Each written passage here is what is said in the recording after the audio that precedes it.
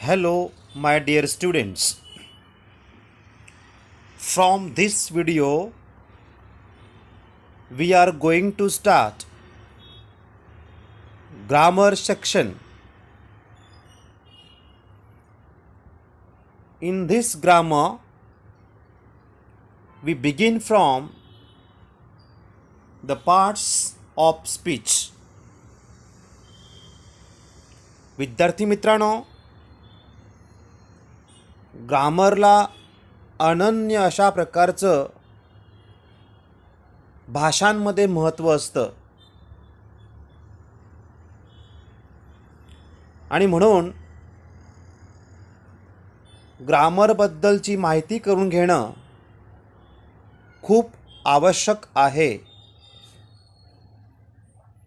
So dear students, we are going to learn here first of all parts of speech. Let's start. The English language has 8 parts of speech: noun, pronoun, verb, adjective, adverb, interjection, preposition, and conjunction. Every word in every sentence functions as one of these parts of speech. The following chart defines each and provides examples. मित्रांनो, इंग्रजी भाषेमध्ये एकूण 8 parts of speech आहेत. Parts of speech म्हणजेच शब्दांच्या जाती.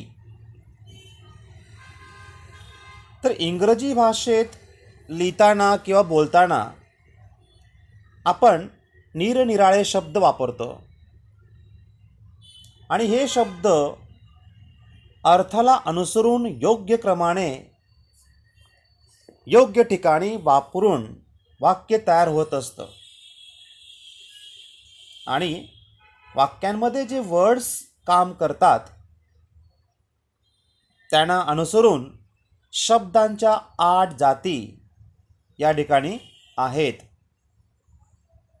आपल्यासमोर chart उपलब्ध आहे. तर प्रत्येक शब्दाच्या जातींची या ठिकाणी डेफिनेशन्स आहेत, त्यासोबत एक्झाम्पलसुद्धा आहेत. ते आपण जाणून घेऊया. First, noun.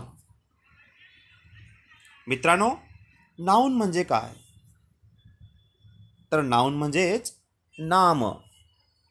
आता नाउन किंवा नाम नेमकं काय बरं असतं? तर डेफिनेशन पहा. Words that name people, places, things और आयडियाज.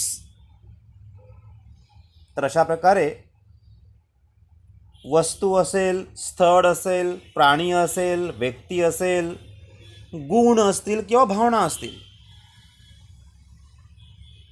तर या सगळ्यांना जी नावं दिलेली असतात अशांना नाम किंवा नाउन्स असं म्हणतात. Words that name people, places, things और आयडियाज. एक्झाम्पल बघा. जॅकी, रॉबिन्सन, पेरू, लॉकर, फ्रीडम. तर अशा पद्धतीने वस्तू, व्यक्ती, ठिकाण किंवा गुण असेल, एखादी भावना असेल, त्यांना जे कोणतं नाव दिलेलं असतं त्याला नाम किंवा नाउन असं म्हणतात. मित्रांनो, सेकंड बघूया. प्रोनाउन्स. काय बरं असतं प्रोनाउन्स म्हणजे? म्हणजे सर्वनामे. आता सर्वनामे म्हणजे काय? तर पहा definition. Words used in place of nouns. अशा प्रकारचे शब्द की जे नामांऐवजी वापरण्यात येणाऱ्या शब्दांना प्रोनाउन्स म्हणतात. म्हणजे एखाद्या वाक्यामध्ये नामांची पुनरावृत्ती होऊ नये आणि वाक्य चांगली सुटसुटीत व्हावीत याकरिता प्रोनाउन्स किंवा सर्वनाम ह्यांचा उपयोग करतात. तर मित्रांनो, कोणते बरं आहेत प्रोनाउन्स? आपल्यासमोर एक्झाम्पल आहेत. शी, मी, इट, दे, यू, एव्हरीवन, हू अशा प्रकारचे हे आहेत प्रोनाउन्स. मित्रांनो, तो टेबल तुम्हाला माहितीच आहे. Personal pronouns. पर्सनल प्रोनाउनमध्ये I, we, you, he, she, it आणि दे. तर हे जे आहेत ह्यांना पर्सनल प्रोनाउन्स, वैयक्तिक सर्वनामे असं आपण म्हणत असतो. तर एकंदरीत प्रोनाउन्स म्हणजे काय की एखाद्या वाक्यामध्ये नामाची पुनरावृत्ती होऊ नये म्हणून जो कोणता शब्द वापरतात नामाच्या ऐवजी त्यालाच प्रोनाउन किंवा सर्वनाम असं म्हणतात. आता आपण या ठिकाणी तिसरं बघूया, तो म्हणजे verbs. Words that show action or link a subject to another word in the sentence. मित्रांनो, असा शब्द की जो ॲक्शन एक्सप्रेस करतो.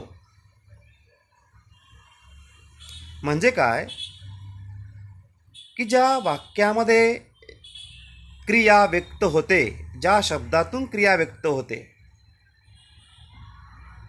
किंवा जे शब्द वाक्यातील स्थिती व्यक्त करतात. सगळ्यात सोपं असा शब्द की ज्यातून काहीतरी क्रिया दिसते आहे, ॲक्शन दिसते आहे, त्याला वर्ब म्हणतात, त्याला क्रियापद म्हणतात. आणि मित्रांनो, वाक्यामध्ये क्रियापदाला प्रचंड महत्त्व आहे. मी तर असं नेहमीच म्हणत असतो. काय मी म्हणतो बघा, tense is the soul of grammar असं मी नेहमी म्हणतो की काळ हे व्याकरणाचा आत्मा असतो. आणखीन पुढे मी असं म्हणतो, verb is the soul of sentence.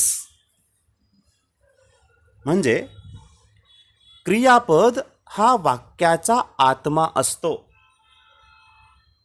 तर विद्यार्थी मित्रांनो, वर्ब जर नसेल तर ते वाक्यच होऊ शकत नाही. म्हणजे वाक्य तयार करण्यासाठी, अर्थपूर्ण वाक्य होण्यासाठी क्रियापद हे असलंच पाहिजे, तरच ते वाक्य तयार होत असतं. म्हणजे एवढं त्या शब्दाला, क्रियापदाला महत्त्व असतं. एखादा वाक्याचा अर्थ पूर्ण करायचा असेल ना तर क्रियापदाची आवश्यकता असतेच. आणि ते क्रियापदाशिवाय वाक्य पूर्ण होऊ शकत नाही. आता उदाहरणार्थ बघा, दे किंवा ही वर्क्स हार्ड. पहा मित्रांनो, तर या ठिकाणी just wait, I am showing you a sentence. पहा, ही वर्क्स हार्ड असं वाक्य आपण लिहिलं. तर ह्या वाक्यामध्ये समजा हा वर्क्स जो वर्ड आहे तो आपण वगळला, रिमूव्ह केला. ही हार्ड, वाक्याचा अर्थ प्राप्त होत नाही. ही वर्क्स हार्ड, तो खूप काम करतो, अर्थपूर्ण वाक्य तयार होतं. म्हणजेच काय की अशा पद्धतीने जर वाक्यामध्ये क्रियापद नसेल तर ते वाक्य तयार होऊ शकत नाही. तर मग एक्झाम्पल म्हणून दिलं बघा इथे स्क्रीम, पुल, फाइंड, त्यानंतर आहे इज, वेअर. विद्यार्थी मित्रांनो, अनेक क्रियापदं आहेत. एक असं मी ऑब्झर्व केलेलं आहे, असं कुठे लिखित किंवा असं काही त्याचं कुठे नियम असं नाही आहे, पण एक असा मी ऑब्झर्वेशन आहे की आपण एक असं समजूया की त्या शब्दाचा अर्थ, मराठीमध्ये अर्थ आपण जेव्हा घेतो आणि शेवटी ने असा येतो तो वर्ब आपण मानत असतो. आता उदाहरणार्थ कसं बघा, थ्रो, फेकणे, फेकणे शब्दाला ने. सिट, बसणे. कॉल, बोलवणे. गो, जाणे. हेल्प, मदत करणे. क्राय, रडणे. बघा, मी एवढे या ठिकाणी शब्द जे घेतलेत, क्रियापद जे घेतले, त्यांचा मराठीमध्ये ने असा अर्थ येतोय. तर एकंदरीत आपल्या माहितीकरता मी हे सांगतोय, असं कुठे लिखित नाही आहे. आता पुढचं बघूया, ॲडजेक्टिव्स. वर्ड्स दॅट डिस्क्राईब नाउन्स और प्रोनाउन्स. असे शब्द की जे नाउन्सला, नामाला किंवा प्रोनाउन्सना, सर्वनामांना डिस्क्राईब करतात, वर्णन करतात. नाऊन असेल, सर्वनाम असेल, ह्यांना असे शब्द की जे काय करतात, वर्णन करतात, त्याला म्हणतात ॲडजेक्टिव्ज, विशेषणे. ॲडजेक्टिव्ह म्हणजे विशेषण, विशेष माहिती तो शब्द सांगत असतो. वर्ड्स दॅट डिस्क्राईब नाउन्स और प्रोनाउन्स. असे शब्द की जे नामांचे वर्णन करणाऱ्या शब्दांना आपण ॲडजेक्टिव्ह म्हणतो. आणि ॲडजेक्टिव्ह हे बहुधा, जास्त करून नामाच्या अगोदर, ह्यांचा वापर केला जातो. जसं बघूया आपण, न्यू क्लोथ्स, क्लोथ्स नाऊन आहे, न्यू हा ॲडजेक्टिव्ह आहे. 3 pens, I have 3 pens, pens noun आहे, 3 ॲडजेक्टिव्ह आहे. क्लेव्हर, राम नाऊन आहे, क्लेव्हर ॲडजेक्टिव्ह आहे. तर अशा पद्धतीने ॲडजेक्टिव्ह हे बहुधा नामाच्या अगोदर वापरले जातात. लक्षात असू द्या. या ठिकाणी badly, yesterday, then, quickly, brightly. Sorry dear students, adjectives आपण पाहत आहोत. Red, heavy, snowy, warm, beautiful, अशा प्रकारचे ॲडजेक्टिव्ज आहेत. Next one, that is adverbs. Words that describe verbs, adjectives, and other adverbs.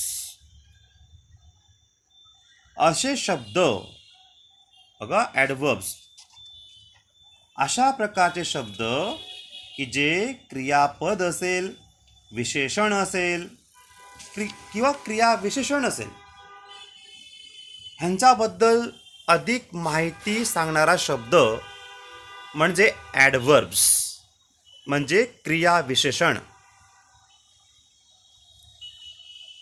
सोपे बघा की जो ॲडजेक्टिव्ह असतो, जो विशेषण असतो, त्याच्याबद्दल किंवा एखादं क्रियापद असेल त्याच्याबद्दल एक्स्ट्रा जो माहिती देतो तो शब्द म्हणजे ॲडवर्ब.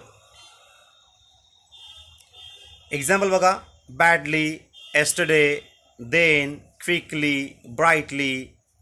तर अशा प्रकारे या ठिकाणी ॲडवर्ब्स आपण पाहत आहोत. क्रिया विशेषण आपण त्यांना म्हणत असतो. तर याच्यामध्ये आणखीन वेन असतो, where, how many, how much, असेही शब्द जे असतात की ज्याने आपण प्रश्न विचारतो, तर ह्यांना देखील ॲडवर्ब असं म्हणतात. पुढचं बघूया, interjections. words set off the by commas or exclamation points that show strong emotions. For example, wait, hurry. तर अशा प्रकारे इंटरजेक्शन्स म्हणजेच उद्गारवाचक अव्यय असे शब्द की ज्या शब्दांमधून भावना, आता भावना म्हटलं की त्याच्यामध्ये आश्चर्याच्या भावना असतात, आनंद, दुःख, खेद. तर यांमुळे अचानक जो उद्रेक व्यक्त होतो किंवा भावना तीव्रतेने व्यक्त होते,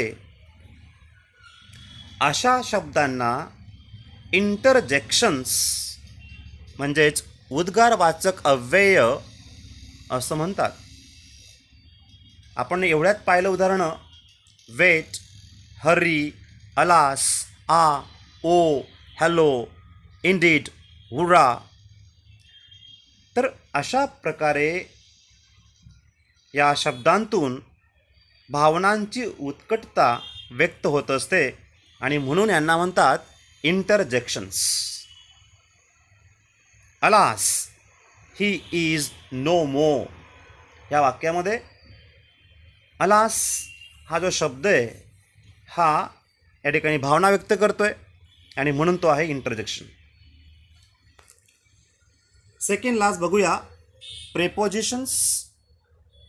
words that show direction, location or time and introduce prepositional phrases.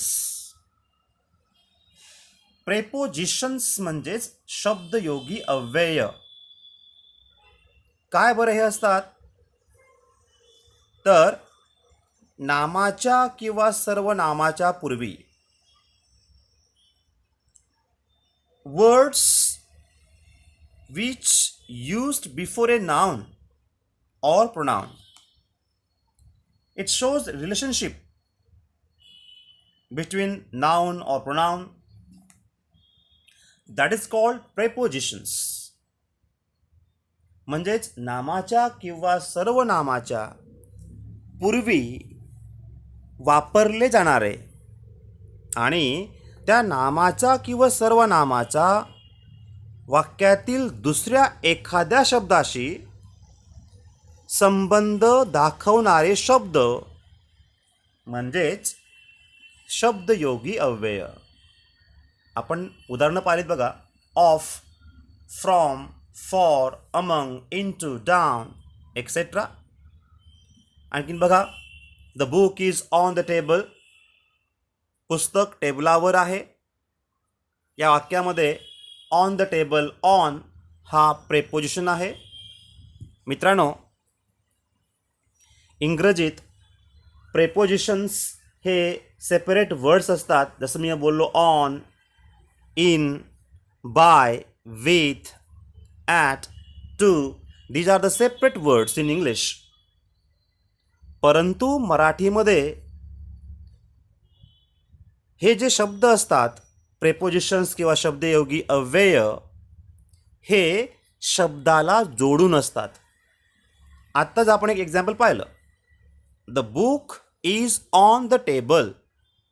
आता या इंग्रजीच्या वाक्यामध्ये ऑन हा सेपरेट वर्ड आहे प्रेपोजिशन, आणि ह्या वाक्याचा जर आपण मराठीमध्ये अर्थ घेतला तर कसं होईल?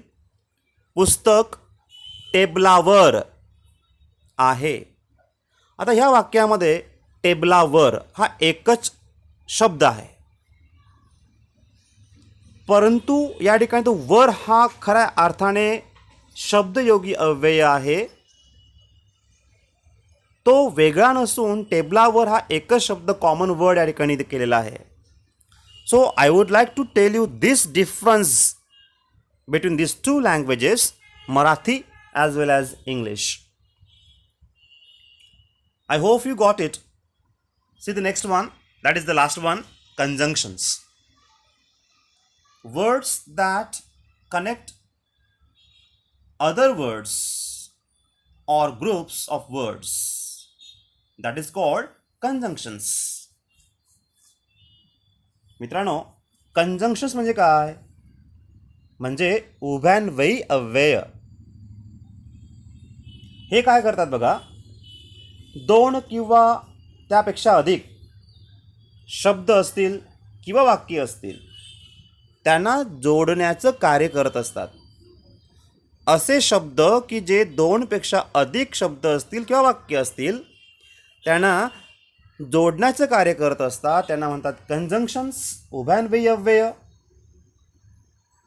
हे जॉईनिंग काम करतात, त्यांना जॉईनिंग वर्ड्स देखील म्हणतात. कंजंक्शन्स असतात ती, जसं अँड आहे, बट आहे, बिकॉज आहे, ऑर आहे, दॅट आहे, इफ आहे, व्हेन आहे, एट आहे, अनलेस आहे, नॉर आहे. These words, what these words do in the sentences, these words connect the sentences or the words to each other. हे शब्द वाक्यांना किंवा शब्दांना जोडण्याचं कार्य करत असतात आणि म्हणून यांना उभयान्वयी किंवा कंजंक्शन असं म्हणतात. My dear students, I hope you got this today's chapter, that is parts of speech. Very simple, very common, very basic. So what you have to do, you have to learn, read these definitions of parts of speech and try to understand. You have to write these things in your notebook, take the images of it and send on the WhatsApp group. Take care, my dear students. We will meet soon in coming video. Till then, thank you.